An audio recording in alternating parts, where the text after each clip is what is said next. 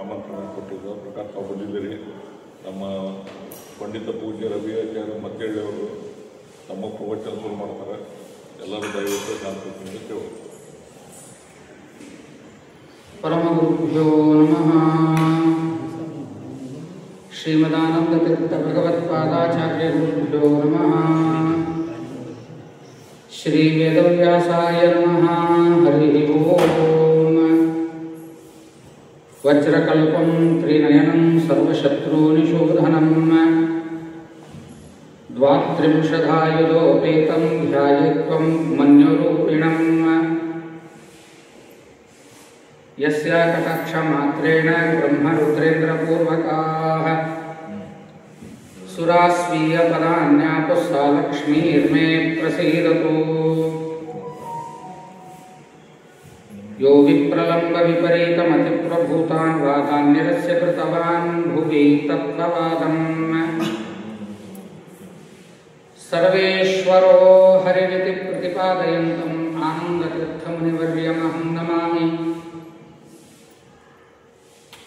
ಚಿತ್ರೈಃ ಪದೈಶ್ಚ ಗಂಭೀರೈಃ ವಾಕ್ಯಮಾನೈಃ ಖಂಡಿತೈಃ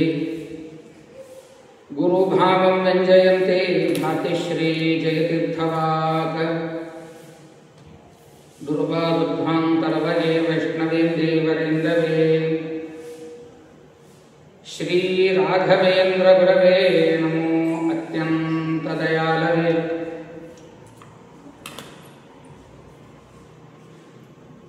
ಶ್ರೀ ಸತ್ಯವೇದ ತೀರ್ಥ ಗುರುಭ್ಯೋ ನಮಃ. ಸತ್ಯಾಭಿಘ್ನಕರ ಅಬ್ಜೋತ್ಥಾನ್ ಪಂಚಾಶದ್ ವರ್ಷಪೂಜಕಾನ್ ಸತ್ಯ ಪ್ರಮೋದ ತೀರ್ಥಾರ್ಯಾನ್ ನೌಮಿನ್ಯಾಯ ಸುಧಾರತಾನ್ ಸನಕಾದಿ ಸಮಾನ್ ಶಾಂತಾನ್ ಸದಾ ಸಚ್ಚಾಸ್ತ್ರ ಪಾಠಕಾನ್ ವಂದೇ ಸತ್ಯಾತ್ಮ ತೀರ್ಥಾರ್ಯಾನ್ ಸತ್ಪ್ರಮೋದಕರಾಜ್ಯಜಾನ್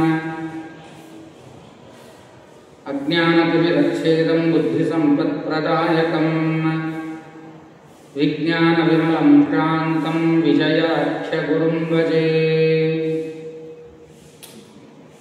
ಗೋಸ್ವಭಾವೈವ ಪುಂಸಾನ್ ಗುರುವನುಗ್ರಹಪಾತ್ರಕಾನ್ ಶಿಷ್ಯಾಯ ಸರ್ವಸ್ವದಾಯಕಾನ್ ವಂದೇ ವಿದ್ಯಾಗುರುಂ ಮಮ. ಶ್ರೀ ಗುರುಭ್ಯೋ ನಮಃ. ಹರಿ ಓಂ ಹರಿ ಓಂ ಹರಿ ಓಂ.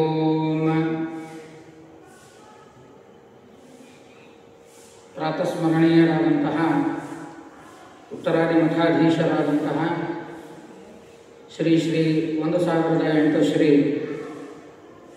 ಸತ್ಯವೇದ ತೀರ್ಥ ಶ್ರೀಪಾದಂಗಳವರ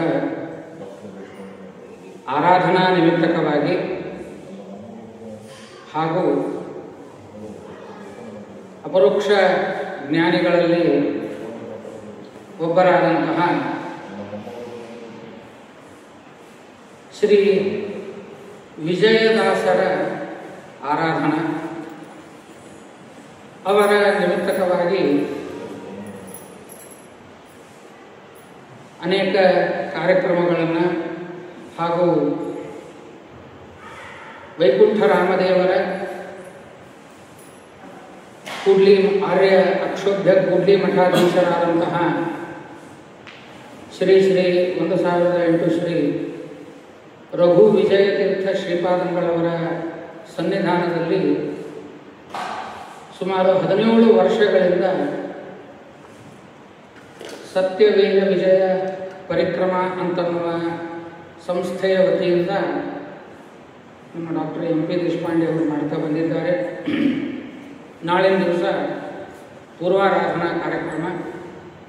ನಾಳಿನ ದಿವಸ ಹೊರಗಿಂದ ಬರುವಂತಹ ವಿದ್ವಾಂಸರಿಗೇನೆ ಪ್ರಾಶಸ್ತ್ಯ ಕೊಡಬೇಕು ಅನ್ನುವ ಉದ್ದೇಶದಿಂದ 5 ಜನ ವಿದ್ವಾಂಸರು 6 ಜನ ವಿದ್ವಾಂಸರು ನಾಳಿನ ದಿವಸ ವೈಕುಂಠ ರಾಮದೇವರ ಪೂಜಾ ಸಮಯದಲ್ಲಿ ಅವರು ತಮ್ಮ ಅನುವಾದವನ್ನು ವೈಕುಂಠ ರಾಮದೇವರ ಸನ್ನಿಧಾನದಲ್ಲಿ ಹಾಗೂ ಶ್ರೀಪಾದಂಗಳವರ ಸನ್ನಿಧಾನದಲ್ಲಿ ಮಾಡುವವರಿದ್ದಾರೆ.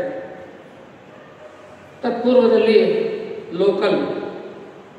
ಲೋಕಲ್ ಅಂತಂದರೆ ಇಲ್ಲಿಯವರೇ ವಿದ್ವಾಂಸರ ಕಡೆಯಿಂದ ಉಪನ್ಯಾಸವನ್ನು ಮಾಡಿಸಬೇಕು ಅಂತನ್ನುವ ಸಂಕಲ್ಪ. ಇನ್ನೇನು ನಮ್ಮ ಡಾಕ್ಟರ್ ಧೂಳಖೇಡ ನರಸಿಂಹಾಚಾರ್ಯರು, ಪಂಡಿತ ಸಮೀರಣಾಚಾರ್ಯ ಕಂಠಿಪಲ್ಲಿ ಇವರು ಕೂಡ ಬರುವವರಿದ್ದಾರೆ. ಶ್ರೀಪಾದಂಗಳವರು ಈಗಾಗಲೇ ಹಾವೇರಿಯನ್ನು ಬಿಟ್ಟಾಗಿದೆ. ಯಾವುದೇ ಕ್ಷಣದಲ್ಲಿ ಅವರು ಇಲ್ಲಿ ಬರಬಹುದು. ಅದಾದ ಮೇಲೆ ಶ್ರೀಪಾದಂಗಳವರಿಂದ ಅನುಗ್ರಹ ಸಂದೇಶ ಇರುತ್ತದೆ. ಈ ಉಪನ್ಯಾಸದಲ್ಲಿ ನನಗೆ ಕೊಟ್ಟಿರುವಂತಹ ವಿಚಾರ ಭೀಮಸೇನ ದೇವರ ಭಾಗವತ ಧರ್ಮ. ಮಹಾಭಾರತ ಎಲ್ಲದರ ಸಾರವಾಗಿದೆ. ಯದಿ ಹಾಸ್ತಿ ತದನ್ಯತ್ರ ಎನ್ನೇ ಹಾಸ್ತಿನ ಪುತ್ರಚಿತ ಅಂತ ಒಂದು ಮಹಾಭಾರತಕ್ಕೆ ಇರುವಂತಹ ಬಿರುದು. ಯಾವುದು ಮಹಾಭಾರತದಲ್ಲಿ ಇದೆ ಅದು ಜಗತ್ತಿನಲ್ಲಿ ಇದೆ, ಯಾವುದು ಮಹಾಭಾರತದಲ್ಲಿ ಇಲ್ಲ ಅದು ಜಗತ್ತಿನಲ್ಲಿ ಇಲ್ಲ ಅಂತನ್ನುವುದು ಮಹಾಭಾರತಕ್ಕೆ ಇರುವಂತಹ ಒಂದು ಶ್ರೇಷ್ಠತೆ. ಆ ಮಹಾಭಾರತದ ಒಂದು ಹಿರಿಮೆ ಏನು ಅಂತಂದರೆ ವ್ಯಾಸೋಚ್ಚಿಷ್ಟಂ ಜಗತ್ಸರ್ವಂ. ಇಂಥದ್ದನ್ನು ವ್ಯಾಸರು ಹೇಳಿಲ್ಲ ಅಂತ ನೀವು ಏನಾದರೂ ಹೊಸ ವಿಚಾರವನ್ನು, ಹೊಸ ಕಾನ್ಸೆಪ್ಟನ್ನು ನೀವು ತಗೊಂಡು ಬಂದ್ರಿ ಅಂತ ಹೇಳಂತಂದರೆ ಅದು ನಮಗೆ ಮಹಾಭಾರತದಲ್ಲಿ ಸಿಗುತ್ತದೆ. ಇಂಥದ್ದಿಲ್ಲ ಅಂತಿಲ್ಲ. ಹೀಗೆ ಈ ಮಹಾಭಾರತದ ಪಾತ್ರಗಳ ಪರಿಚಯವನ್ನು ಮಾಡಿಸುವಾಗ ಮಹಾಭಾರತದ ಬಗ್ಗೆ ವ್ಯಾಖ್ಯಾನಗಳನ್ನು ಮಾಡಿದವರು ಬೇಕಾದಷ್ಟು ಜನ ಇದ್ದಾರೆ. ನಮ್ಮವರಷ್ಟೇ ಮಾಡಿದ್ದಾರೆ ಅಂತಲ್ಲ, ಬೇರೆಯವರು ವ್ಯಾಖ್ಯಾನಗಳನ್ನು ಮಾಡ್ತಾರೆ.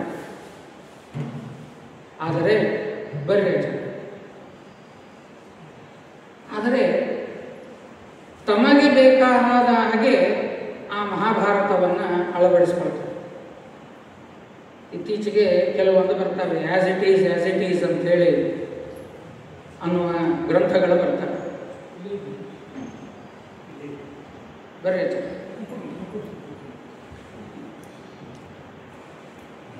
ಈ ಕಾರ್ಯಕ್ರಮಕ್ಕೆ ಬಂದಿರುವಂತಹ ಹಿರಿಯ ವಿದ್ವಾಂಸರು ಡಾಕ್ಟರ್ ಧೂಳಖೇಡ ನಾರಾಯಣಾಚಾರ್ಯರಿಗೆ ಸಮಿತಿ ವತಿಯಿಂದ ಸ್ವಾಗತವನ್ನು ಕೋರುತ್ತಾರೆ.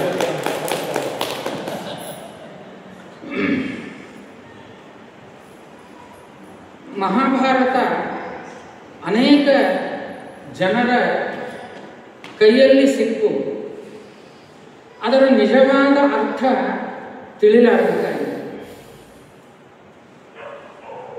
ತಮಗೆ ಬೇಕಾದಂತಹ ಪಾತ್ರವನ್ನು ವೈಭವೀಕರಿಸಿ ಮಹಾಭಾರತಗಳನ್ನು ಹೇಳ್ತಾ ಇದ್ದಾರೆ. ಇವತ್ತಿನ ದಿವಸ ಅದೊಂದು ಟ್ರೆಂಡ್ ನಡೀತಾ ಇದೆ.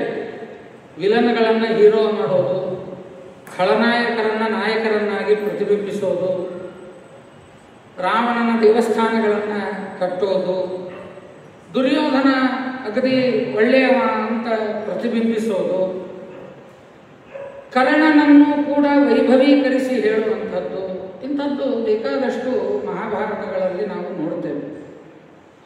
ಆದರೆ ಶ್ರೀಮದ್ ಆಚಾರ್ಯರು ತೋರಿಸಿಕೊಟ್ಟಂತಹ ಮಾರ್ಗದಲ್ಲಿ ನಾವು ಮಹಾಭಾರತವನ್ನು ಓದಿದ್ದೇ ಆದರೆ ನಿಜವಾಗಿ ಆ್ಯಸ್ ಇಟ್ ಈಸ್ ಅಂತ ಅನ್ನಬೇಕು ಅಂತಂದರೆ ಅದು ಮಹಾಭಾರತ ತಾತ್ಪರ್ಯ ನಿರ್ಣಯದಲ್ಲಿ ಬರುವಂತಹ ಮಹಾಭಾರತದ ಕಥಾ ಮಾತ್ರ ಆ್ಯಸ್ ಇಟ್ ಈಸ್. ಉಳಿದೆಲ್ಲವೂ ಕೂಡ ತಮ್ಮ ಸ್ವಕಪೋಲ ಕಲ್ಪನೆಗಳಿಂದ ಮಾಡಿರುವಂಥದ್ದು. ನಾನು ಒಂದು ಮರಾಠಿಯ ರಾಮಾಯಣವನ್ನು ಓದ್ತಾ ಇದ್ದೆ, ಸುಮ್ಮನೆ ರೆಫರೆನ್ಸಿಗೆ ಇರಲಿ ಅಂಥೇಳಿ. ಕೆಲವೊಂದು ದೃಷ್ಟಾಂತಗಳನ್ನು ಕೊಡಲಿಕ್ಕೆ ಬರ್ತವೆ ಅಂತ. ಆ ಮರಾಠಿ ರಾಮಾಯಣದಲ್ಲಿ ಅವರು ಬರೀತಾರೆ, ಸ್ತ್ರೀಯರ ಮೇಲಿನ ಶೋಷಣೆ ರಾಮಾಯಣದ ಕಾಲದಿಂದಲೂ ನಡೀತಾ ಇದೆ. ಅದು ಹೇಗೆ ಅಂತಂದರೆ,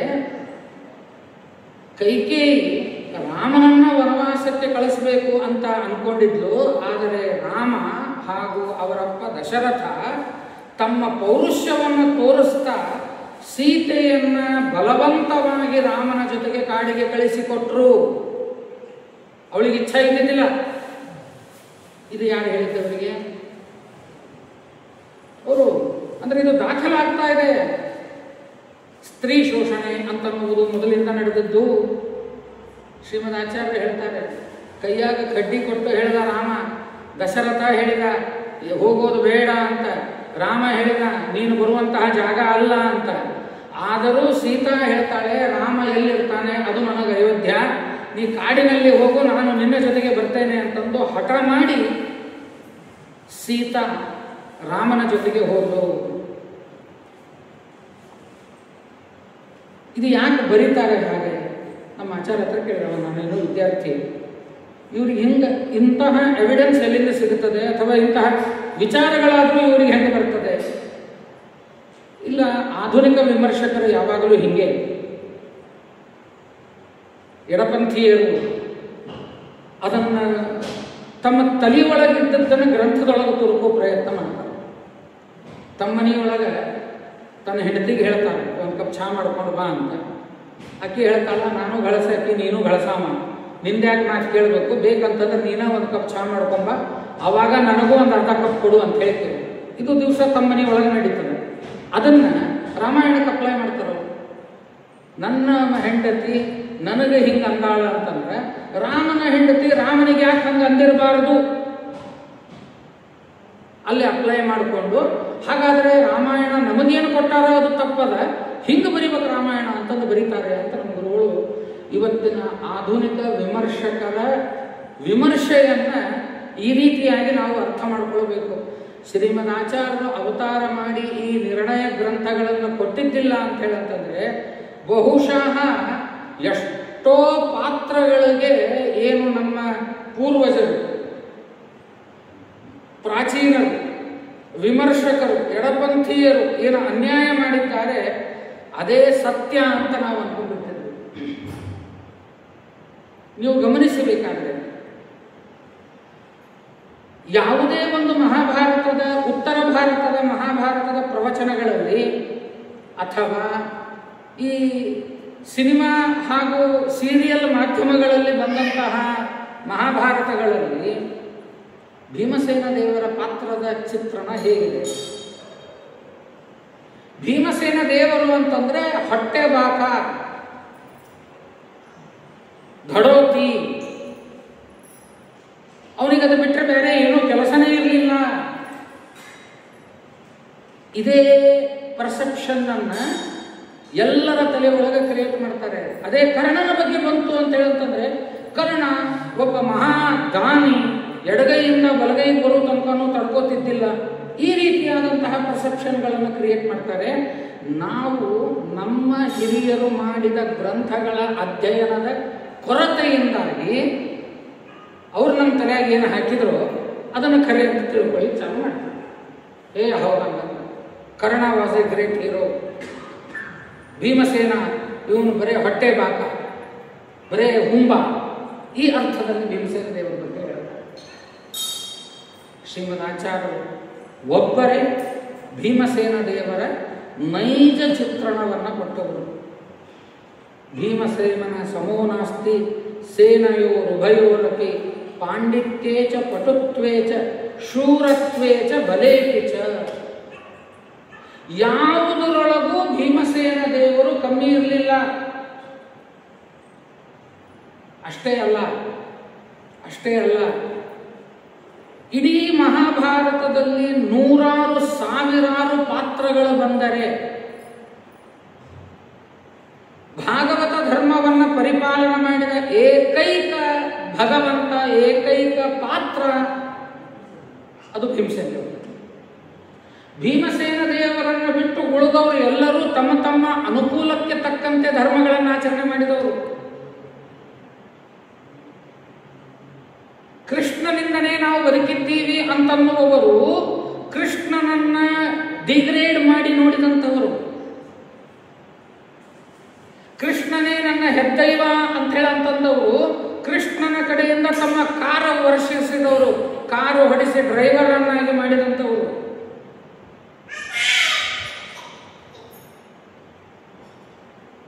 ಆದರೆ ಯಾವ ಕಾರಣಕ್ಕೂ ಎಲ್ಲಿಯೂ ಕೂಡ ಭೀಮಸೇನ ದೇವರು ಕೃಷ್ಣನ ವಿರುದ್ಧವಾಗಿ ಮನಸ್ಸಿನಲ್ಲಿಯೂ ವಿಚಾರ ವಿಚಾರ ಮಾಡಬೇಕು.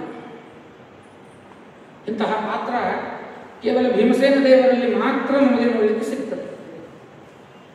ಅದಕ್ಕೆ ಈ ಭಾಗವತ ಧರ್ಮಗಳು ಭೀಮಸೇನ ದೇವರು ಪಾಲನೆ ಮಾಡ್ತಿದ್ರು ಅಂತ ಕೇಳ್ತೀವಲ್ಲ ನಾವು, ಬೇರೆ ಯಾರೂ ಪಾಲನೆ ಮಾಡ್ತಿರ್ಲಿಲ್ಲ, ಭೀಮಸೇನ ದೇವರು ಒಬ್ಬರೇ ಪಾಲನೆ ಮಾಡ್ತಿದ್ರು ಅಂತ ಹೇಳ್ತೀವಲ್ಲ. ಈ ಭಾಗವತ ಧರ್ಮಗಳು ಯಾವ್ಯಾವು? ಸಾಮಾನ್ಯವಾದಂತಹ ಭಾಗವತ ಧರ್ಮಗಳನ್ನು ತಿಳಿಯೋಣ. ಸಂಪೂರ್ಣವಾಗಿ ಭಾಗವತ ಧರ್ಮ ತಿಳಿಯೋದು ಬಹಳ ಕಷ್ಟ, ಅದನ್ನು ತಿಳ್ಕೊಳ್ಳಿಕ್ಕೂ ಆಗೋದಿಲ್ಲ ಅಂತಂದ್ಮೇಲೆ ನಾವೇನು ಮಾಡ್ತೀವಿ? ಸುಮ್ಮನೆ ಭಾಗವತ ಆಚಾರ್ಯ ಅಂತ ನಮಗೆ ಬಿರುದು ಕೊಡಬಹುದು, ಹೆಸರು ಕೊಡಬಹುದು, ನಮಗೆ ಗೊತ್ತಿರ್ತದೆ. ನಮ್ಮ ದೇವರ ಸತ್ಯ ನಮಗೆ ಗೊತ್ತಿರೋದಿಲ್ಲ.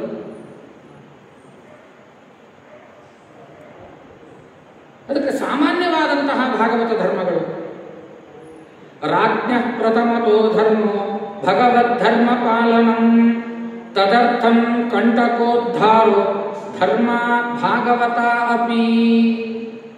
ಶ್ರೀಮದಾಚಾರ್ಯ ಹೇಳ್ತಾರೆ, ಉಳಿದವರು ಹೆಂಗರೇ ಇರ್ರಿ, ನೀವು ಮೊದಲು ಭಾಗವತ ಧರ್ಮ ಪಾಲನೆ ಮಾಡಬೇಕಾದಂಥವರು ರಾಜ. ರಾಜ ಭಾಗವತ ಧರ್ಮ ಪರಿಪಾಲನೆ ಮಾಡ್ತಾ ಇದ್ದ ಅಂತ ಹೇಳಂತಂದ್ರೆ ಪ್ರಜೆಗಳು ಭಾಗವತರಾಗಬಹುದು. ರಾಜನೇ ಅಧರ್ಮ ಮಾಡ್ಲಿಕ್ಕತ್ತ ಅಂತ ಹೇಳಂತಂದ್ರೆ ಪ್ರಜೆಗಳು ಹೆಂಗೆ ಧರ್ಮಾಚರಣೆ ಮಾಡ್ಲಿಕ್ಕೆ ಆಗ್ತದೆ? ಈಗ ರಾಜ ಅಂತ ಕಾನ್ಸೆಪ್ಟ್ ಇಲ್ಲ ಈಗ ಜಗತ್ತಿನೊಳಗೆ, ಅದೇನ್ರಿ? ಪ್ರಜಾಪ್ರಭುತ್ವ ಈಗ ನಡೆದಿದ್ದು. ಪ್ರಭು ಅಂತಂದ್ರೆ ರಾಜ, ಪ್ರಜಾಪ್ರಭುತ್ವ ಅಂದ್ರೆ ರಾಜ ಒಬ್ಬವ ಧರ್ಮಾಚರಣೆ ಮಾಡಬೇಕು ಅಂತ ಅಪೇಕ್ಷಾ ಪಡೋದು ಬಿಟ್ಟು ಪ್ರತಿಯೊಬ್ಬ ಪ್ರಜೆಗಳು ಭಾಗವತ ಧರ್ಮ ಪರಿಪಾಲನೆ ಮಾಡಿ. ಒಂದು ಮನಿ, ಆ ಮನೆಯ ಮುಖ್ಯಸ್ಥ ಧರ್ಮಾಚರಣೆಯನ್ನು ಮಾಡುವವನಾಗಬೇಕು. ಒಂದು ಸಂಸ್ಥೆಯ ಮುಖ್ಯಸ್ಥ ಧರ್ಮಾಚರಣೆಯನ್ನು ಮಾಡಬೇಕು. ಒಂದು ಮಠದ ಮುಖ್ಯಸ್ಥ ಧರ್ಮಾಚರಣೆಯನ್ನು ಮಾಡಬೇಕು.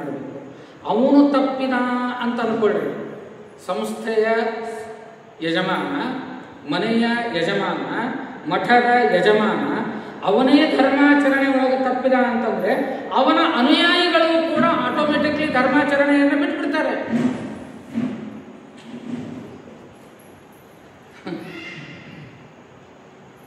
ಅದಕ್ಕೆ ಮೊನ್ನೆ ಶನಿವಾರ ಮಹಾಭಾರತದ ಪ್ರವಚನದ ಸೀಕ್ವೆನ್ಸ್ ನಡೀತಾ ಇದೆ. ಅದರಲ್ಲಿ ಪಾಂಡವರ ಜನನ ಮುಗಿತು, ಕೌರವರ ಜನನ ಪ್ರಾರಂಭವಾಯಿತು. ಕಲಿಯ ಪ್ರಭಾವ ಅವಾಗ ಮಹಾಭಾರತ ಹೇಳ್ತದೆ. ಕಲಿ ಮೊದಲು ಮಾಡೋ ಕೆಲಸ ಏನು ಗೊತ್ತಂದ್ರೆ, ಇವರೇನ ಅಧಿಪತಿಗಳು ಅಂತ ಇರ್ತಾರೆ, ನಾಯಕರು ಅಂತ ಏನಿರ್ತಾರೆ, ಅವರೊಳಗೆ ಹೋಗ್ಬಿಡ್ತಾನಂತ. ಒಬ್ಬೊಬ್ಬರ ಕೆಡಿಸೋದ್ರಕ್ಕಿಂತ ಒಬ್ಬ ಸಂಸ್ಥಾಪಕ, ಮಠಾಧಿಪತಿ ಅವ್ರನ್ನ ನಾನು ಅವ್ರನ್ನ ತಲೆ ಕೆಡಿಸ್ಬಿಟ್ಟೆ ಅಂತ ಹೇಳಂತಂದ್ರೆ ಅವ್ರ ಫಾಲೋವರ್ಸ್ ಎಲ್ಲರೂ ನನಗೆ ಓಟ್ ಹಾಕ್ತಾರ ಅಂತ ಕಲಿಯಿರಿ. ಅದಕ್ಕೆ ಮಹಾಭಾರತ ಹೇಳ್ತದೆ, ರಾಜ್ಞ ಪ್ರಥಮತೋ ಧರ್ಮೋ ಭಗವದ್ ಧರ್ಮ ಪಾಲನಂ ತದರ್ಥಂ ಕಂಟಕೋದ್ಧಾರ. ಈ ಧರ್ಮ ಪರಿಪಾಲನ ಮಾಡಲಿಕ್ಕೆ ಒಂದು ವೇಳೆ ಏನಾದರೂ ಕಂಟಕಗಳು ಬಂದರೆ ರಾಜನಾದಂಥವನು ನಿರ್ಭಿಡೆಯಾಗಿ ಆ ಕಂಟಕವನ್ನ ಕಿತ್ತಿ ಒಗೆದು ಸಂಹಾರ ಮಾಡಿ ಧರ್ಮ ಪಾಲನೆಯನ್ನ ಮಾಡಬೇಕು.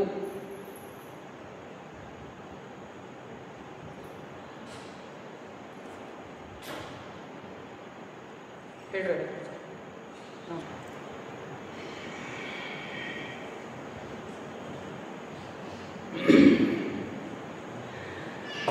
ತದರ್ಥಂ ಕಂಟಕೋದ್ಧಾರ ಧರ್ಮ ಭಾಗವತ ಅಪಿ.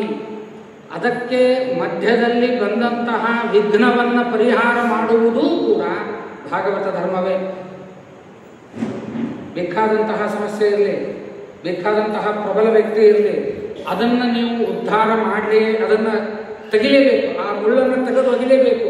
ಅದೇ ಭಾಗವತ ಧರ್ಮ. ಮತ್ತೆ ಮುಂದುವರಿಸ್ತಾ ಅಲ್ಲಿ ಹೇಳ್ತಾರೆ, ಮನೋವಾಕ್ಕರ್ಮಭಿರ್ವಿಷ್ಣೋ ಅಚ್ಛಿದ್ರತ್ವೇನ ಚಾರ್ಚನಂ.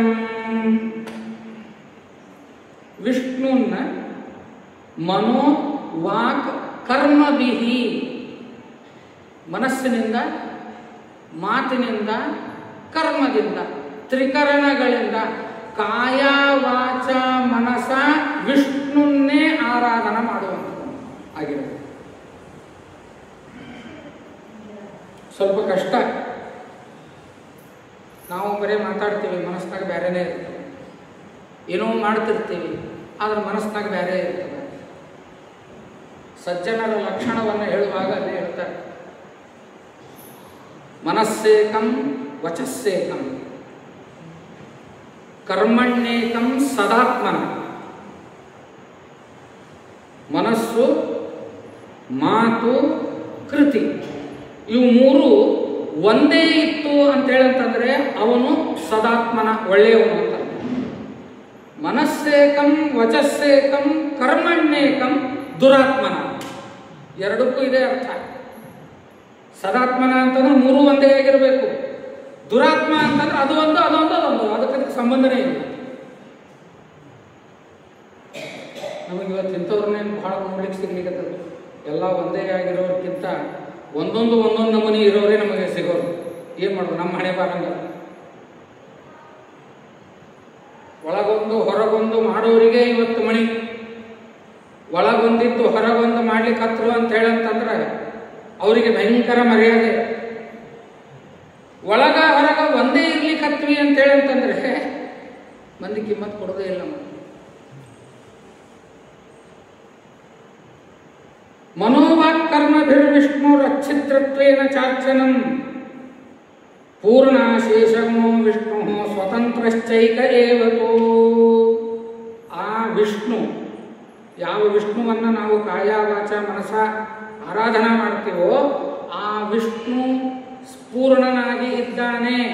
ಪೂರ್ಣಮದ ಪೂರ್ಣಮಿದಂ ಅಂತ ನಾವೇನು ಹೇಳ್ತೇವೆ ಅದು ಕೇವಲ ವಿಷ್ಣು ಮಾತ್ರ. ಆ ಭಗವಂತ ಒಬ್ಬನನ್ನು ಬಿಟ್ಟು ಇಡೀ ಜಗತ್ತು ಅವನ ವಶದಲ್ಲಿ ಇದೆ ಅಂತ ತಿಳಿಬೇಕು. ನೀನೇನಾದರೂ ಯಾರಿಗಾದರೂ ಸರೆಂಡರ್ ಆಗೋದಿತ್ತು ಅಂತ ಹೇಳಂತಂದ್ರೆ that should be before god, Vishnu only. ಬ್ಯಾರೆ ಯಾರು ಬಂದರೂ ನೀ ತಲೆ ಬಗ್ಗಿಸ್ಲಿಕ್ಕೆ ಹೋಗ್ಬೇಡ, ವಿಷ್ಣುನ ಮುಂದೆ ಮಾತ್ರ ತಲೆ ಬಗ್ಗು.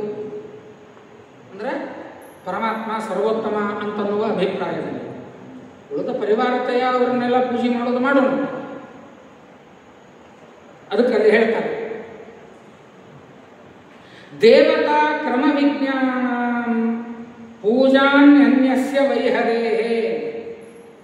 ದೇವತಾ ಕ್ರಮವನ್ನು ತಿಳಿದುಕೊಂಡು ಭಗವಂತನ ಪೂಜೆಯನ್ನು ನಾವು ಮಾಡಬೇಕು. ದೇವತಾ ಕ್ರಮ. ವಿಷ್ಣು ಸರ್ವೋತ್ತಮೋಥ, ಪರಮಾತ್ಮ ಸರ್ವೋತ್ತಮನಾಗಿದ್ದಾನೆ. ಲಕ್ಷ್ಮೀದೇವಿ ಅವನ ನಂತರದಲ್ಲಿ ಬರ್ತಾಳೆ. ವಾಯುದೇವರು ನಂತರದಲ್ಲಿ ಬರ್ತಾರೆ. ವಾಯುದೇವರು ಬ್ರಹ್ಮದೇವರು ಒಂದೇ ಕಕ್ಷೆಯಲ್ಲಿ ಬರ್ತಾರೆ. ಅದಾದ್ಮೇಲೆ ಭಾರತೀ ದೇವಿ ಬರ್ತಾಳೆ. ಅದಾದ್ಮೇಲೆ ರುದ್ರದೇವರು ಬರ್ತಾರೆ. ಈ ಕ್ರಮವನ್ನು ತಿಳಿದುಕೊಂಡೇನೆ ಅವರಿಗೆ ನಾವು ಪೂಜೆಯನ್ನು ಮಾಡಬೇಕು. ಯಾವ ಕಾರಣಕ್ಕೂ ನಾವು ಹೇರಾಪೇರಿ ಮಾಡುವಂಗಿಲ್ಲ. ನಮಗೆ ತಿಳಿದಂಗೆ ನಾವು ಮಾಡುವ ಹಂಗಲ್ಲ ನೋಡ್ರಿ. ಕಲಿಯೋಕ್ಕಿಂತ ಮೊದಲು ನಾವು ಹಂಗೆ ಮಾಡಿದ್ರೆ ಓಕೆ. ಕಲ್ಲತ್ತ ಮೇಲೆ ನಮ್ಮ ಅನುಕೂಲಕ್ಕೆ ತಕ್ಕಂಗ ಈಗ ಮನೆಯೊಳಗೆ ದೇವರ ಬೆಡಿಗೆ ತೆಗೆದು ಪೂಜೆ ಮಾಡ್ತಿರ್ತಾನೆ. ಹೆಂಗದ ತಾರತಮ್ಯ ಅದರ ತಕ್ಕಂಗ ಮಾಡಬೇಕು. ಮೊದಲು ಶಾಲಿಗ್ರಾಮಗಳ ಪೂಜೆಯನ್ನು ಮಾಡಬೇಕು. ಶಾಲಿಗ್ರಾಮಗಳ ಜೊತೆಗೆ ವಿಷ್ಣುವಿನ ವೆಂಕಪ್ಪ ಇರ್ತಾನೆ, ವಿಷ್ಣು ಇರ್ತಾನೆ, ಸತ್ಯನಾರಾಯಣ ಇರ್ತಾನೆ. ಅವ್ರನ್ನೆಲ್ಲ ಒಂದರೊಳಗೆ ಇಟ್ಟು ಪೂಜೆ ಮಾಡಬೇಕು. ಆಮೇಲೆ ಅವ್ರದ್ದು ನಿರ್ಮಾಲ್ಯ ಮುಗಿದ ಮೇಲೆ ಲಕ್ಷ್ಮೀದೇವಿ, ಶಂಖ, ಏನು ಜ್ಯೋತಿ ತಾಳಿ ಮತ್ತೊಂದು ಮುಗಿದೊಂದು ಇರ್ತಾವೆ, ಅವನ್ನೆಲ್ಲ ಇಟ್ಟು ಪೂಜೆ ಮಾಡಬೇಕು. ಅದಾದ್ಮೇಲೆ ವಾಯುದೇವರ ಪ್ರತಿಮೆಗಳಿರ್ತಾವೆ, ಶ್ರೀಮದಾಚಾರ್ಯ ಪ್ರತಿಮೆ ಇರ್ತದೆ, ಅದನ್ನಿಟ್ಟು ಪೂಜೆ ಮಾಡಬೇಕು. ನನಗೆ ಗಡಿಬಿಡಿ ಅದ ಅಂತೇಳಿ ತಿಳ್ಕೊಂಡು ಒಂದು ತಾಪಾಣದೊಳಗೆ ಎಲ್ಲ ದೇವರನ್ನು ಒಂದ ಸಲಕ್ಕೆ ನೆನೆ ಇಟ್ಟು ಬಸುದು ಪೂಜೆ ಆಯ್ತು ಅಂತ ಹೇಳ್ತಂದ್ರೆ ಎಡಗೈ ಹೇಳ್ತಾನೆ ದೇವರು. ಕೃಷ್ಣಾಮೃತ ಮಹಾರ್ಣವ ಅಂತನೋ ಗ್ರಂಥದೊಳಗೆ ಶ್ರೀಮದ್ ಆಚಾರ್ಯ ಸ್ಪಷ್ಟವಾಗಿ ಹೇಳ್ತಾರೆ ಏನಾಗ್ತದೆ ಇದು ಮಾಡಿದ್ರೆ. ಸಮಾನಾಂ ವಿಷಮ ಪೂಜಾ ವಿಷಮಾನಾಂ ಸಮಾತತ ಏತೇ ಕೃತೇಪಿ ದೇವೇಪಿ ಸ್ವಪದಾತ್ ಭ್ರಶ್ಯತೆ ಸಹ ಅಂತ ಶ್ರೀಮದಾಚಾರ್ಯ ಹೇಳ್ತಾರೆ. ಸಮಾನರಾದ ದೇವತೆಗಳನ್ನ ವಿಷಮರಂತೆ ಪೂಜೆ ಮಾಡುವುದು, ಇದಕ್ಕೊಂದು ದೃಷ್ಟಾಂತ ಕೊಡಲೇ? ಸಮಾನರಾದ ದೇವತೆಗಳನ್ನು ವಿಷಮರಂತೆ ಪೂಜೆ ಮಾಡೋದು. ಈ ಇಸ್ಕಾನ್ ಫಾಲೋವರ್ಸ್ ಇದ್ದಾರೆ ಅಂದ್ರೆ ಕೆಲವು ಜನ, ಅವ್ರದ್ದು ಸಿದ್ಧಾಂತ ಅವರು ಹೇಳ್ಕೊಳ್ತಾರೆ ಅಷ್ಟೇ, we are following Madhva philosophy ಅಂತ ಹೇಳಿ. No, they are not followers of Madhva philosophy. ನಿನ್ನೆ ಪಾಠದಲ್ಲಿ ಬಂತ ಅನ್ನಿಸ್ತದೆ. ಇಸ್ಕಾನ್ದವರೆಲ್ಲರೂ ವೈಷ್ಣವರು, ಮಾಧ್ವರವರು. ಮಾಧ್ವರ ಬೇರೆ, ವೈಷ್ಣವರ ಬೇರೆ. ವೈಷ್ಣವರು ಅಂತಂದ್ರೆ ಯಾರು ಗೊತ್ತನು? ವಿಷ್ಣುನ ಸರ್ವೋತ್ತಮ ಅಂತ ಒಪ್ಪೋರೆಲ್ಲರೂ ವೈಷ್ಣವರು. ತಾರತಮ್ಯಾನುಸಾರವಾಗಿ ಭಗವಂತನನ್ನ ಸರ್ವೋತ್ತಮ ಅಂತ ಒಪ್ಪುವಂಥವರು ವೈಷ್ಣವರು. ಅವರು ಒಪ್ಪುವುದಿಲ್ಲ ಅದನ್ನು. ಶಿವನ ಅವತಾರ ಹನುಮಂತ ದೇವರು ಅಂತ ಹೇಳ್ತಾರೆ. ದಶಾವತಾರಗಳಲ್ಲಿ ಕೃಷ್ಣ ಮಾತ್ರ ಶ್ರೇಷ್ಠ ಅವರಿಗೆ. ಕೃಷ್ಣನ ಬಿಟ್ಟು ರಾಮ, ನರಸಿಂಹ ಇವರೆಲ್ಲರೂ ಸ್ಟೇಜ್ 2, ಇವರು ಸ್ಟೇಜ್ 1 ಕೃಷ್ಣ. ತಪ್ಪು, ಅದನ್ನು ಒಪ್ಪುವುದಿಲ್ಲ ನಾವು. ತಾರತಮ್ಯವನ್ನು ತಿಳಿಬೇಕು. ಸಮಾನರಾದವರನ್ನ ವಿಷಮರಂತೆ ಪೂಜೆ ಮಾಡಬಾರದು, ವಿಷಮರಾದವರನ್ನ ಸಮಾನರಂತೆ ಪೂಜೆ ಮಾಡಬಾರದು. ಒಂದು ವೇಳೆ ಹೀಗೇನಾದರೂ ಪೂಜೆ ಮಾಡಿದ್ದೇ ಆದರೆ ದೇವತೆಗಳು ಕೂಡ ತಮ್ಮ ದೇವತ್ವವನ್ನು ಕಳೆದುಕೊಳ್ತಾರೆ. ಅಂದಮೇಲೆ ನಾವು ನಮಗೆ ಮನಸ್ಸಿಗೆ ಬಂದಂಗೆ ಯಾರನ್ನೋ ರಾಯರನ್ನು ಪ್ರಾಣದೇವರ ಜೊತೆಗಿಡೋದು, ಪ್ರಾಣದೇವರನ್ನ ಪರಮಾತ್ಮನ ಜೊತೆಗಿಟ್ಟು ಅಭಿಷೇಕ ಮಾಡಿ ಎಲ್ಲ ಒಂದೇ ತೀರ್ಥ ತಗೊಳ್ಳೋದು ಅಲ್ಲ. ತಿಳ್ಕೋಬೇಕು, ತಾರತಮ್ಯವನ್ನು ತಿಳ್ಕೊಳ್ಬೇಕು. ಅದು ಕೂಡ ಒಂದು ಭಾಗವತ ಧರ್ಮ. ಭೀಮಸೇನ ದೇವರು ಎಂದಿಗೂ ತಮ್ಮ ಇಡೀ ಅವತಾರದಲ್ಲಿ ಯಾರ್ಯಾರಿಗೆ ಎಷ್ಟೆಷ್ಟು ಮಹತ್ವವನ್ನು ಕೊಡಬೇಕೋ ಅದರ ತಕ್ಕಂಗೆ ಮಹತ್ವವನ್ನು ಕೊಟ್ಟಂಥವರು. ದೇವತಾ ಕ್ರಮ ವಿಜ್ಞಾನಂ ಪೂಜಾನ್ಯನ್ಯಸ್ಯ ವೈಹರೇ ಪೂಜಾ ಭಾಗವತತ್ವೇನ ದೇವಾದೀನಾಂಚ ಸರ್ವಶಃ. ಯಾವುದೇ ದೇವರಿಗೆ, ಯಾವುದೇ ವ್ಯಕ್ತಿಗೆ ನೀವು ಪೂಜೆ ಮಾಡೋದಿತ್ತು ಅಂತ ಹೇಳಂತಂದ್ರೆ ಅವನು ಭಾಗವತ ಹೌದೋ ಅಲ್ಲೋ, ದೇವರನ್ನ ನಂಬುತ್ತಾನೋ ಇಲ್ಲೋ, ಇದನ್ನು ವಿಚಾರ ಮಾಡೇನೆ ಪೂಜೆ ಮಾಡಬೇಕು, ಅವರಿಗೆ ಗೌರವವನ್ನು ಕೊಡಬೇಕು. ವಿಷ್ಣೋರ್ ಭಾಗವತಾನಾಂಚ ಪ್ರತೀಪಸ್ಯ ಕೃತಿ ಸದಾ ಪರಸ್ಪರ ವಿರೋಧೇತು ವಿಶಿಷ್ಟಸ್ಯಾನುಕೂಲತ. ಎಲ್ಲಿ ತನಕ ಹೇಳ್ತದೆ ನೋಡ್ರಿ, ಇಬ್ರು ಜಗಳಾಡಿರ್ತಾರೆ. ಅದರೊಳಗೆ ಒಬ್ಬವ ವಿಷ್ಣು ಭಕ್ತ ಇದ್ದಾನೆ, ಇನ್ನೊಬ್ಬವ ವಿಷ್ಣು ದ್ವೇಷಿ ಇದ್ದಾನೆ. ಯಾರು ಪಕ್ಷ ವಹಿಸಬೇಕು ಗೊತ್ತಾತಿಲ್ಲ. ಪ್ರಾಬ್ಲಮ್ ಅಂತ ಮೊದಲು ಗೊತ್ತಾಯ್ತಾ? ಒಬ್ಬನು ವಿಷ್ಣು ಭಕ್ತ ಇದ್ದಾನೆ, ಇನ್ನೊಬ್ಬ ವಿಷ್ಣು ದ್ವೇಷಿ ಇದ್ದಾನೆ. ಇಬ್ಬರದು ಜಗಳ ಆಡ್ಲಿಕ್ಕತ್ತದ. ನಾನು ಯಾರು ಪಕ್ಷ ವಹಿಸಬೇಕು ಅಂತ ಹೇಳಂತಂದ್ರೆ ಆಬ್ವಿಯಸ್ಲಿ ವಿಷ್ಣು ಭಕ್ತನ ಪಕ್ಷವನ್ನೇ ವಹಿಸಬೇಕು. ಇನ್ ಕೇಸ್ ವಿಷ್ಣು ಭಕ್ತ ಅಕಸ್ಮಾತ್ ತಪ್ಪು ಮಾಡಿದ್ರೂ ಕೂಡ ವಿಷ್ಣು ಭಕ್ತಿ ಅಂತನ್ನುವ ಗುಣ ಅವನಲ್ಲಿ ಇದೆ. ಆ ಜಗಳದೊಳಗ ಅವನ ಪಕ್ಷವನ್ನು ವಹಿಸು. ಆಮೇಲೆ ಸೈಡಿಗೆ ಕರ್ಕೊಂಡು ಹೋಗಿ ನೀನು ವಿಷ್ಣು ಭಕ್ತ ಅಂತನ್ನುವುದಕ್ಕೆ ನಿನಗೆ ನಾನು ಸಪೋರ್ಟ್ ಮಾಡಿದ್ದೇನೆ, ಆದರೆ ನಿನ್ನ ವಾದ ತಪ್ಪಿತ್ತು, ಅವನ ಜೊತೆಗೆ ಜಗಳ ಆಡೋದು ನಿಂದು ತಪ್ಪಿತ್ತು, ದಯಮಾಡಿ ಇನ್ಮೇಲೆ ಜಗಳ ಆಡ್ಲಿಕ್ಕೆ ಹೋಗಬೇಡ, ಹಿಂಗೆ ಹೇಳ್ಬೇಕಂತ. ಪ್ರಿಯಂ ವಿಷ್ಣು ಸ್ತದೀಯಾನಾಂ ಅಪಿ ಸರ್ವಂ ಸಮಾಚರೇ ಧರ್ಮಮಪ್ಯಪ್ರಿಯಂ ತೇಷಾಂ ನೈವ ಕಿಂಚಿತ್ ಸಮಾಚರೇ. ನೀನು ಮಾಡುವ ಪ್ರತಿಯೊಂದು ಕೆಲಸ ವಿಷ್ಣುವಿಗೆ ಪ್ರೀತಿಯಾಗಿರಬೇಕು, ವಿಷ್ಣು ಭಕ್ತರಿಗೂ ಪ್ರೀತಿಕರವಾಗಿರಬೇಕು. ಪರಮಾತ್ಮನ ಹತ್ರ ಪ್ರಾರ್ಥನಾ ಮಾಡೋದನ್ನೇ ಅದನ್ನು ಮಾಡಬೇಕು ನಾವು. ವಿಷ್ಣು ವೈಷ್ಣವರ ದ್ವೇಷ ನನ್ನ ಕಡೆಯಿಂದ ಆಗೋದು ಬೇಡ. ಪರಮಾತ್ಮನ ಜ್ಞಾನವನ್ನು ಮಾಡಿಕೊಳ್ಳುವುದರ ಜೊತೆಗೆ ಭಗವಂತನ ಜೊತೆಗೆ ಭಗವದ್ ಭಕ್ತರ ಜ್ಞಾನವನ್ನು ಮಾಡಿಕೊಳ್ಳಬೇಕು. ಭಗವಂತನನ್ನ ಆರಾಧನಾ ಮಾಡಿದ ಹಾಗೆ ಭಗವದ್ ಭಕ್ತರ ಆರಾಧನೆಯನ್ನು ನಾನು ಮಾಡಬೇಕು. ಈಗ ಅಪ್ಪ ಮಗ ಇಬ್ಬರಿದ್ದಾರೆ. ಅಪ್ಪನಿಗೆ ಸಂತೋಷ ಆಗಬೇಕು ಅಂತ ಹೇಳಂತಂದ್ರೆ ಅವನಿಗೆ ಏನು ಬೇಕು ಅದನ್ನು ಮಾಡೋದ್ರಿಂದನೂ ಅಪ್ಪನಿಗೆ ಸಂತೋಷ ಆಗ್ತದೆ. ಆದರೆ ಒಬ್ಬ ಮಗ ಇದ್ದಾನೆ, ಆ ಮಗನಿಗೆ ಪ್ರೀತಿ ಆಗುವಂಗೆ ಮಾಡಿದೆ ಅಂತೇಳಿ ಅಂತಂದ್ರೆ ಅಪ್ಪನಿಗೆ ಬಹಳ ಸಂತೋಷ ಆಗ್ಬಿಡ್ತದೆ. ನನ್ನ ಮಗನ ಎಷ್ಟು ಕಾಳಜಿ ಮಾಡ್ತಾನ್ರಿ ಅವನು ಅಂತ ಪ್ರೀತಿ ಆಗ್ತದೆ ಇಲ್ಲ. ಹಾಗೆ ಭಗವಂತನಿಗೆ ಪ್ರೀತಿ ಆಗಬೇಕು ಅಂತ ಹೇಳಂತಂದ್ರೆ ವಿಷ್ಣುವಿನ ಆರಾಧನೆಯ ಜೊತೆಗೆ ವೈಷ್ಣವರ ಆರಾಧನೆಯು ಹಾಗೇ ಮಾಡಬೇಕು. ಭಗವಂತನ ಜೊತೆಗೆ ಭಗವದ್ಭಕ್ತರ ಆದರ ಸತ್ಕಾರವನ್ನು ನಾವು ಮಾಡಲೇಬೇಕು. ಸಾಮ್ಯೇ ವಿರೋಧೇ ಚ ಬಹುಮಾನ ವರ್ತತೆ ವೈಷ್ಣವಾನ್ ಏತೇ ಸಾಧಾರಣ ಧರ್ಮಜ್ಞೇಯ ಭಾಗವತ ಇತಿ. ಹೀಗೆ ಇವು ಎಲ್ಲವೂ ಕೂಡ ಇದು ಸಾಮಾನ್ಯವಾದಂತಹ ಭಾಗವತ ಧರ್ಮಗಳು. ಇವು ಎಲ್ಲವೂ ಭೀಮಸೇನ ದೇವರಲ್ಲಿ ಮಾತ್ರ ಇದ್ದದ್ದನ್ನು ನಾವು ಕಾಣ್ತೇವೆ. ಎಂದಿಗೂ ಭೀಮಸೇನ ದೇವರು ಕೃಷ್ಣನ ವಿರೋಧ ಮಾಡಲಿಲ್ಲ. ಅದಕ್ಕೆ ನಿಮಗೆ ಗೊತ್ತಿರಲಿ, ಭೀಮಸೇನ ದೇವರು ಶಸ್ತ್ರವಿದ್ಯೆಯನ್ನ ಕೃಷ್ಣನ ಕಡೆಗೆ ಕಲಿಲಿಲ್ಲ. ಎಲ್ಲರಿಗೂ ಕೃಷ್ಣನೇ ಯುದ್ಧವನ್ನು ಹೇಳಿಕೊಟ್ಟ. ಬಾಯಿ ನಿನಗೆ ಖಡ್ಗ ಹೆಂಗೆ ಹಿಡಿಬೇಕು ಹೇಳ್ತೀನಿ ಬಾಯಿ. ಭೀಮಸೇನ ದೇವರಂದ್ರೆ ನಾನು ನಿನ್ನ ಕಡೆ ಕಲಿಯೋದಲ್ಲ, ಏನೋ ನನಗೇನು ಬರುವುದಿಲ್ಲ ಅಂತ ಏನು ತಪ್ಪಾತ ಸ್ವಾಮಿ, ನೀ ಹಾಗೆ ತಿಳ್ಕೊಳ್ಳಿಕ್ಕೆ ಹೋಗಬೇಡ, ಕಲೀಲಿಕ್ಕೆ ಸುದ್ದ ನಿನ್ನ ವಿರುದ್ಧ ನಾನು ಖಡ್ಗ ಎತ್ತಲಿಕ್ಕೆ ತಯಾರಿಲ್ಲ ಅಂತ ಹೇಳ್ತಾನೆ. ಇದು ಕೃಷ್ಣನ ಮೇಲೆ ಭೀಮಸೇನ ದೇವರಿಗಿರುವಂತಹ ವಿಶ್ವಾಸ, ಭಕ್ತಿ. ಎಷ್ಟೋ ಸಲ ನಾವು ದೇವರನ್ನು ಬೈದಿದ್ದಿರ್ತದೆ. ನಮ್ಮವರನ್ನು ಏನೋ ಕಳ್ಕೊಂಡಾಗ ಅಥವಾ ನಮ್ದು ಏನೋ ಒಂದು ವಸ್ತುವನ್ನು ಕಳ್ಕೊಂಡಾಗ ದೇವರಿಗೆ ಕರುಣೆ ಇಲ್ಲ, ದೇವ್ರು ನಮ್ಮ ಪಾಲಿಗೆ ಸತ್ತು ಹೋಗ್ಯಾನ, ಇಂಥವೆಲ್ಲ ಮಾತಾಡ್ತೀವಿ. ಇದು ನಮ್ಮ ಅಜ್ಞಾನವನ್ನು ತೋರಿಸಿಕೊಡ್ತದೆ. ಭೀಮಸೇನ ದೇವರ ವಿಶ್ವಾಸ ಹೆಂಗ ಅಂತೇಳಂತಂದ್ರೆ ಏನು ಮಾಡಿದ್ರು ಕೃಷ್ಣ ಹಿಂಗೆ ಮಾಡ್ಯಾನ ಅಂತಂದ್ರೆ ಅದಕ್ಕೊಂದು ಕಾರಣ ಇರ್ತದೆ. ನನ್ನ ಒಳ್ಳೆಯದಕ್ಕಾಗೇನೆ ಮಾಡ್ಯಾನ, ಅವ ಸರ್ವೋತ್ತಮ, ಅವನಿಗೆ ಎಲ್ಲನೂ ಗೊತ್ತದ. ಇಡೀ ಜಗತ್ತು ಕೃಷ್ಣನನ್ನ ತಪ್ಪು ತಿಳ್ಕೊಳ್ತು, ಒಂದು ಸಲ ಕೂಡ ಭೀಮಸೇನ ದೇವರು ಕೃಷ್ಣನನ್ನ ತಪ್ಪು ತಿಳ್ಕೊಂಡಿಲ್ಲ. ಆ ಧೈರ್ಯ.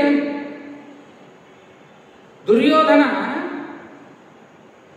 ಅಕ್ಷೋಹಿಣಿ ಸೈನ್ಯವನ್ನು ಕೇಳಿದ ಕೃಷ್ಣನ ಹತ್ರ. ಭೀಮಸೇನ ದೇವರು ಹೇಳಿದ್ರು, ಎಂಥ ವಿಶ್ವಾಸ ಇರ್ಬೇಕ್ರಿ. ಇವೆಲ್ಲ ಕಥೆ ಕೇಳೋ ಮುಂದಾಗ, ಹಿಂಗೆ ಪುರಾಣ ಕೂತಾಗ ಕಥೆ ಕೇಳೋ ಮುಂದಾಗ ಚಲೋ ಅನ್ನಿಸ್ತದ. ನೀವು ಅಲ್ಲಿ ಒಂದು ಸ್ವಲ್ಪ ವಿಜುವಲೈಸ್ ಮಾಡ್ರಿ, ನಿಮ್ಮ ಎದುರಿಗಿದ ನಡೆದದಂತ ತಿಳ್ಕೊಳ್ರಿ. ಅಣ್ಣತಮ್ಮಂದ್ರ ಜಗಳ ನಡೆದದ. ಒಂದು ಕಡೆಗೆ 18 ಅಕ್ಷೋಹಿಣಿ ಸೈನ್ಯ, ಇನ್ನೊಂದು ಕಡೆಗೆ ಕೃಷ್ಣ ಒಬ್ಬನೇ. ಯಾರನ್ನ ಸ್ವೀಕಾರ ಮಾಡ್ತೀವಿ ನಾವು? 18 ಅಕ್ಷೋಹಿಣಿ ಸೈನ್ಯ ಇದ್ರೆ ಗೆಲ್ಲೋ ಚಾನ್ಸಸ್ ಇರ್ತದೆ. ವಿಚಾರ ಮಾಡ್ತೀವಿ ನಾವು. ಭೀಮಸೇನ ದೇವರ ವಿಶ್ವಾಸ. ಭಾಗವತ ಧರ್ಮ ಹೇಳ್ತದೆ, ಯತ್ರ ಯೋಗೇಶ್ವರ ಕೃಷ್ಣೋ ಯತ್ರ ಪಾರ್ಥೋ ಧನುರ್ಧರ ತತ್ರ ಶ್ರೀ ವಿಜಯ. ಅಲ್ಲೇ ವಿಜಯ, ಅಲ್ಲೇ ಜಯ. ಆದ್ದರಿಂದ ಕೃಷ್ಣನ ಬಗ್ಗೆ ಎಂದಿಗೂ ಎಲ್ಲಿಯೂ ತಪ್ಪು ತಿಳಿತಿದ್ದಿಲ್ಲ. ಅಷ್ಟೇ ಅಲ್ಲ, ಕೃಷ್ಣನ ದ್ವೇಷಿಗಳನ್ನು ಕಂಡ್ರೆ ಭೀಮಸೇನ ದೇವರಿಗೆ ಆಗ್ತಿರಲಿಲ್ಲ. ಇದು ಒಂದು ಭಾಗವತ ಧರ್ಮ. ಅಲ್ಲೇ ಹೇಳ್ತೀನಿ, ಸಾಮಾನ್ಯ ಧರ್ಮ. ಕೃಷ್ಣನ ದ್ವೇಷಿಗಳನ್ನು ಕಂಡ್ರೆ ಆಗ್ತಿರ್ಲಿಲ್ಲ ಅಂತೇಳಂತಂದ್ರೆ ಎಲ್ಲಿ ತನಕ ಜವಾಬ್ದಾರಿ ತಗೋತಿದ್ರು ಗೊತ್ತಾ ನಮ್ಮ ಭೀಮಸೇನ ದೇವರು? ತಮ್ಮ ರಾಜ್ಯ ಬಂದ ಮೇಲೆ ಪಾಂಡವರು ರಾಜ್ಯಭಾರವನ್ನು ಪ್ರಾರಂಭ ಮಾಡಿದ ತಕ್ಷಣ ಒಂದು ಹಳ್ಳಿಗೆ ಒಬ್ಬೊಬ್ಬ ಪಂಡಿತನನ್ನ ನೇಮನ ಮಾಡಿರ್ತಿದ್ರು.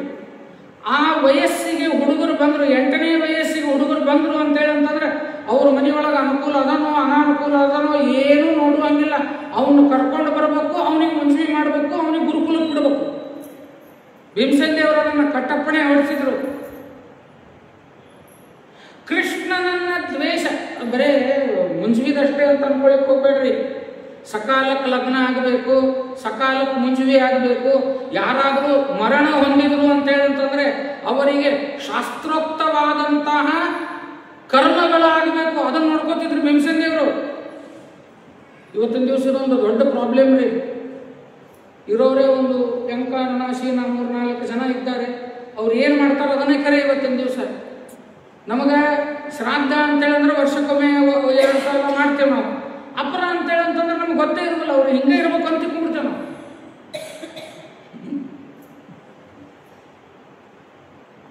ಭೀಮಸೇನ ದೇವರು ಈ ಔಪದೇಹಿಕಗಳನ್ನು ಶಾಸ್ತ್ರೀಯವಾಗಿ ಆಗಬೇಕು ಅಂತ ಜವಾಬ್ದಾರಿ ತಗೋತಿದ್ರು. ಯಾವ ವೈಷ್ಣವರಿಗೂ ಅಧಮಗತಿ ಆಗಬಾರ್ದು. ಔರ್ಧ್ವದೇಹಿಕ ಸರಿ ಆಗಲಿಲ್ಲ ಅಂತ ಹೇಳಂತಂದ್ರೆ ಅವರು ಪ್ರೇತರಾಗಿ ಅಡ್ಡಾಡ್ತಾರೆ. ಹಂಗಾಗಬಾರ್ದು ವೈಷ್ಣವರಿಗೆ, ಅದರ ಜವಾಬ್ದಾರಿ ತಗೋತಿದ್ರು.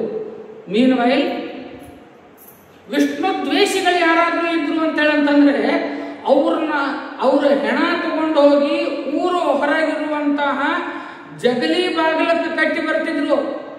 ಅವರ ಸಂಸ್ಕಾರ ಆಗದೇ ಇದ್ದಂಗೆ ನೋಡ್ಕೋತಿದ್ರು ಭೀಮಸೇನ ದೇವರು. ಯಾಕ ಅಂತ ಕೇಳಿದ್ರು, ಯಾರೋ ವಿಷ್ಣುನ ದ್ವೇಷ ಮಾಡಿದವರಿಗೆ ಸದ್ಗತಿ ಎಲ್ಲಿ ಆಗ್ತದೆ? ಶ್ರಾದ್ದ ಮಾಡೋದು ಎದಕ್ಕೆ? ಸದ್ಗತಿ ಆಗಲಿ ಅಂತೇಳಿ. ಕರ್ಮ ಮಾಡೋದು ಎದಕ್ಕೆ? ಸದ್ಗತಿ ಆಗಲಿ ಅಂತೇಳಿ. ವಿಷ್ಣು ವೈಷ್ಣವರ ದ್ವೇಷಿಗಳಿಗೆ ಸದ್ಗತಿ ಎಂದೂ ಇಲ್ಲ. ಆದ್ದರಿಂದ ಅವರಿಗೆ ಸಂಸ್ಕಾರ ಕೊಡೋದು ಬೇಡ. ಇಷ್ಟೇ ಅಲ್ಲ, 100 ಮಂದಿ ಮಕ್ಕಳು ಕಳ್ಕೊತಾನಲ್ಲ ಧೃತರಾಷ್ಟ್ರ, ಬ್ಯಾಂಕ್ರಪ್ಟ್ ಆಗಿದ್ದಾವಾಗ ಶ್ರಾದ್ದ ಮಾಡಲಿಕ್ಕೆ ಎಲ್ಲೋ ಒಂದು ಕಡೆ ಸಂಕಲ್ಪ ಶ್ರಾದ್ದದ ಚೀಟಿ ಹರಿಸ್ಲಿಕ್ಕೆ ರೊಕ್ಕಿದ್ದಿದ್ದಿಲ್ಲ ಒಂದು ಕಡೆ. ಭೀಮಸೇನ ದೇವರು ಕೋಶಾಧ್ಯಕ್ಷರು, ಭೀಮಸೇನ ದೇವ್ರ ಕಡೆ ಕೇಳಿಕ್ಕೆ ಬಾಯಿಲ್ಲವಂಗ. ಧೃತರಾಷ್ಟ್ರಗೆ ಯುಧಿಷ್ಠಿರನ ಹತ್ರ ಹೋದ, ಸ್ವಲ್ಪ 400 ರೂಪಾಯಿ ಸಂಕಲ್ಪ ಶ್ರಾದ್ದದ, 500 ರೂಪಾಯಿ ಪಿಂಡ ಪ್ರದಾನದ, ಅದಕ್ಕೊಂದು 400 ರೂಪಾಯಿ ಕೊಡು, ನಮ್ಮೆಲ್ಲ ಮಕ್ಕಳ ಹೆಸರಲ್ಲೇ ಸಾಮೂಹಿಕ ಒಂದು ಶ್ರಾದ್ದ ಮಾಡಿ ಬರ್ತೇನೆ. ಭೀಮಸೇನ ದೇವರು ಕಟ್ಟಪ್ಪಣೆ ಹೊರಿಸಿದ್ರು. ಕೌರವರಿಗೆ ಏನಾದರೂ ಕೊಡೋದಿತ್ತು ಅಂತಂದ್ರೆ ನನಗೆ ಹೇಳಲಾರ್ದೆ ಕೊಡೋದಿಲ್ಲ. ಭೀಮಸೇನ ದೇವರ ಮಾತು ಮೀರಲಿಕ್ಕೆ ಯಾವ ಅಣ್ಣತಮ್ಮಂದಿರಿಗೂ ಧೈರ್ಯ ಇದ್ದಿದ್ದಿಲ್ಲ. ಭೀಮಸೇನ ದೇವರ ಹತ್ರ ಕಳಿಸಿದ್ರು. ಕೆಳಗೆ ಮಾರಿ ಹಾಕ್ಕೊಂಡು ಧೃತರಾಷ್ಟ್ರ ಕೇಳ್ತಾನೆ, ಇಲ್ಲ ನನ್ನ ಮಕ್ಕಳು ಶ್ರಾದ್ದ ಮಾಡಬೇಕಾಗ್ಯದ, ಸ್ವಲ್ಪ ನನಗೆ ರೊಕ್ಕ ಕೊಡುವುದು. ಅವಾಗ ಭೀಮಸೇನ ದೇವರು ಕೇಳ್ತಾರೆ, ಶ್ರಾದ್ದ ಯಾಕೆ ಮಾಡಬೇಕು? ಯಾಕೆ ಮಾಡಬೇಕು ಅಂತಂದ್ರೆ ನಮ್ಮ ಹಿರಿಯರು ಅಥವಾ ನಮ್ಮ ಮನೆಯೊಳಗೆ ಮರಣ ಹೊಂದಿದಂಥವರು ಅವರಿಗೆ ಸದ್ಗತಿ ಆಗಬೇಕು ಅಂತ ಹೇಳಂತಂದ್ರೆ ನಾವು ಇದನ್ನು ಮಾಡಬೇಕು. ಅಕಸ್ಮಾತ್ ನಾವು ಶ್ರಾದ್ದವನ್ನು ಸಕಾಲಕ್ಕೆ ಮಾಡಲಿಲ್ಲ ಅಂತ ಹೇಳಂತಂದ್ರೆ ನಮ್ಮ ಪಿತೃಗಳ ಶಾಪ ಕೊಟ್ಕೋತ ಅಡ್ಡಾಡ್ತಾರೆ. ನಿಮ್ಮ ವಂಶ ನಿರ್ವಂಶ ಆಗಲಿ ಅಂತ ಶಾಪ ಕೊಡ್ತಾರೆ ಅವರು. ಅದಕ್ಕೆ ನಾನು ನನ್ನ ಮಕ್ಕಳ ಶ್ರಾದ್ದ ಮಾಡಬೇಕಾಗಿದೆ, ರೊಕ್ಕ ಕೊಡು ಅಂತ ಕೇಳಿದಾಗ ಭೀಮಸೇನ ದೇವರು ಹೇಳ್ತಾರಂತೆ, ಯಾವ ಪುರುಷಾರ್ಥಕ್ಕೆ ನಿನಗೆ ನಾನು ರೊಕ್ಕ ಕೊಡಲಿ, ಯಾವ ಪುರುಷಾರ್ಥಕ್ಕೆ ನೀನು ಶ್ರಾದ್ದ ಮಾಡ್ತಿ, ಆ ಶ್ರಾದ್ದ ಮಾಡೋದ್ರಿಂದ ಅವ್ರಿಗೆ ಏನು ಪುಣ್ಯ ಬರೋದಿಲ್ಲ. ಇಡೀ ಜೀವನ ಬದುಕಿದ್ದಾಗ ವಿಷ್ಣುನ ವೈಷ್ಣವರನ್ನು ದ್ವೇಷ ಮಾಡಿದಂಥವರು ಅವರಿಗೆ ಸದ್ಗತಿ ಆಗೋದೇ ಇಲ್ಲ. ಅದಕ್ಕೆ ನಿನಗೆ ರೊಕ್ಕ ಕೊಡುದಿಲ್ಲ ಅಂತ ಶ್ರಾದ್ದ ಮಾಡ್ಲಿಕ್ಕೆ ಬಿಡ್ಲಿಲ್ರಿ ಭೀಮಸೇನ ದೇವರು.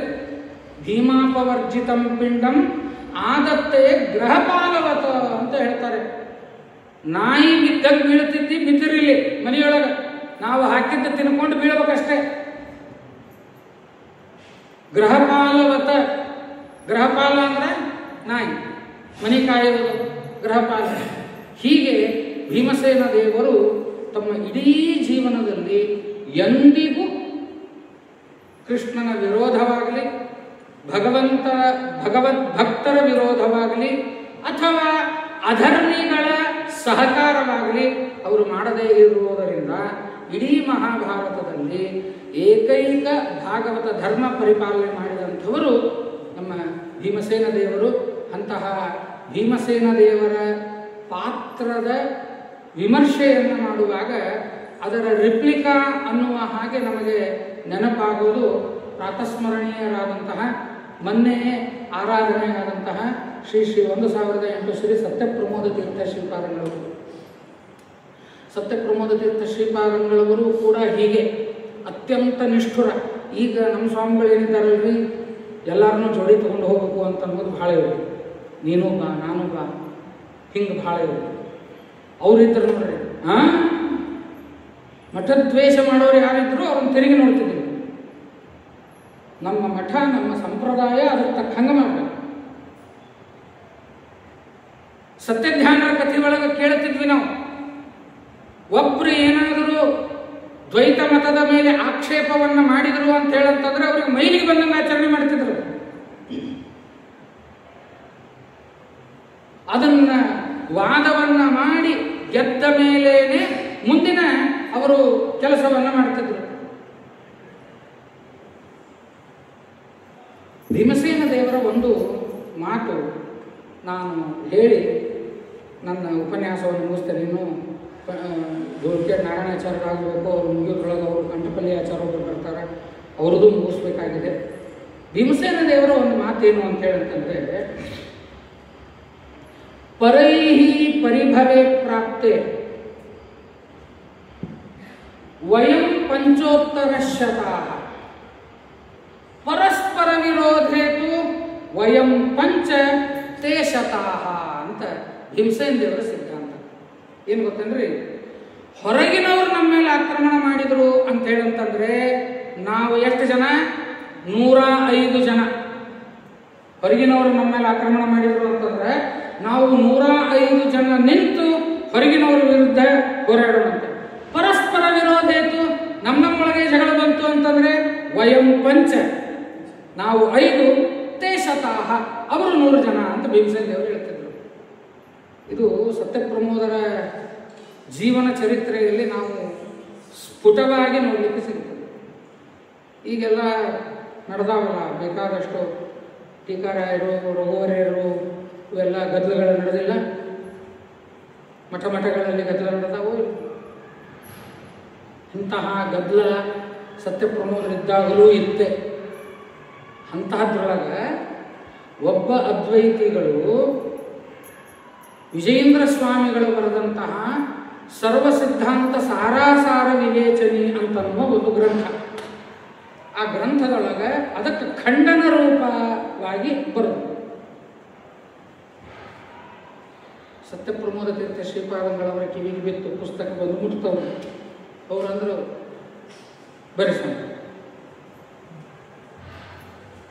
ಪಂಡಿತ ಕಂಠಪಲ್ಲಿ ಸಮೀರಣಾಚಾರ್ಯ ಅವರಿಗೂ ಸತ್ಯವೀರ ವಿಜಯ ಪರಿಕ್ರಮದ ವತಿಯಿಂದ ಸ್ವಾಗತವನ್ನು ಕೋರ್ತಾ ಇದ್ದೇನೆ. ಅದರ ಬಗ್ಗೆ ವಿರೋಧ ಬಂದಾಗ ಇದು ನಮ್ಮ ಮಠದವರಿಗೆ ಬರೆದಿದ್ದಲ್ವಲ್ಲ, ನಮ್ಮ ಮಠದ ಸ್ವಾಮಿಗಳ ಬಗ್ಗೆ ಏನಾದರೂ ಗ್ರಂಥ ಇತ್ತು ಅಂತಂದ್ರೆ ಅದಕ್ಕೆ ಅಕಸ್ಮಾತ್ ಖಂಡನ ಮಾಡಿದ್ರು ಅಂತಂದ್ರೆ ನಾವು ತಲೆ ಕೆಡಿಸ್ಕೊಳ್ಳೋಣ, ಇಲ್ಲ ಅಂತಂದ್ರೆ ನಾವೇ ತಲೆ ಕೆಡಿಸ್ಕೋಬೇಕು ಅಂತ ಅನ್ನದೇನೆ ಸತ್ಯಪ್ರಮೋದ ತೀರ್ಥ ಶ್ರೀಪಾದಂಗಳವರು ಮೊಟ್ಟ ಮೊದಲು ಮಾಡಿದ್ದೆ ವಿಜಯೇಂದ್ರ ವಿಜಯ ವೈಭವ ಅಂತನ್ನುವ ಗ್ರಂಥವನ್ನು ರಚನೆ ಮಾಡಿ ಅದಕ್ಕೆ ಉತ್ತರವನ್ನು ಕೊಟ್ಟೇನೆ ಮುಂದಿನ ಕೆಲಸವನ್ನು ಮಾಡಿದಂಥವ್ರು. ಅದಕ್ಕೆ ಪರಸ್ಪರ ವಿರೋಧಿತು ವಯಂ ಪಂಚ ತೇ ಶತಾಃ ಅನ್ನುವ ಹಾಗೆ ಅಲ್ಲಿ ಹೇಳಿದ್ದಾರೆ. ಅಂತಹ ಸತ್ಯಪ್ರಮೋದ ತೀರ್ಥ ಶ್ರೀಪಾದಂಗಳವರ ಆರಾಧನಾ ಮಹೋತ್ಸವವೂ ಕೂಡ ಈಗ ಮೊನ್ನೆ ಆಗಿದೆ. ಸತ್ಯವೀರರ ಆರಾಧನೆ, ವಿಜಯದಾಸರ ಆರಾಧನೆ, ವೇದೇಶ ತೀರ್ಥದ ಆರಾಧನೆ. ಈ ಕಡಿ ವ್ರತದೊಳಗೆ ಏನೂ ಇಲ್ಲ ಅನ್ಕೋತನ ಇಷ್ಟೆಲ್ಲ ಯತಿಗಳ ಆರಾಧನಾ ಇಲ್ಲಿ ಬಂದು ಇಷ್ಟೆಲ್ಲ ಯತಿಗಳ ಸ್ಮರಣೆ ನಾವು ಮಾಡಿದ್ದೇವೆ. ಅವರ ಅನುಗ್ರಹದಿಂದ ನಮಗೂ ಜ್ಞಾನ ಭಕ್ತಿ ವೈರಾಗ್ಯಾದಿಗಳು ಬರಲಿ ಅಂತ ಆ ಯತಿಗಳ ಅಂತರ್ಯಾಮಿಯಾದಂತಹ ನರಸಿಂಹದೇವರಲ್ಲಿ ಪ್ರಾರ್ಥನೆಯನ್ನು ಮಾಡಿ ನನ್ನ ಉಪನ್ಯಾಸವನ್ನು ಇಲ್ಲಿಗೆ ಮುಗಿಸ್ತಾ ಇದ್ದೇನೆ. ಅಸ್ಮದ್ಗುರುವಂತರ್ಗತ ಶ್ರೀಮದ್ ರಾಘವೇಂದ್ರ ತೀರ್ಥಗುರುವಂತರ್ಗತ ಭಾರತೀಯ ರಮಣ ಮುಖ್ಯ ಪ್ರಾಣಾಂತರ್ಗತ ಮಧ್ವೇಶಾರ್ಪಣಮಸ್ತು. ಶ್ರೀ ಕೃಷ್ಣಾರ್ಪಣಮಸ್ತು.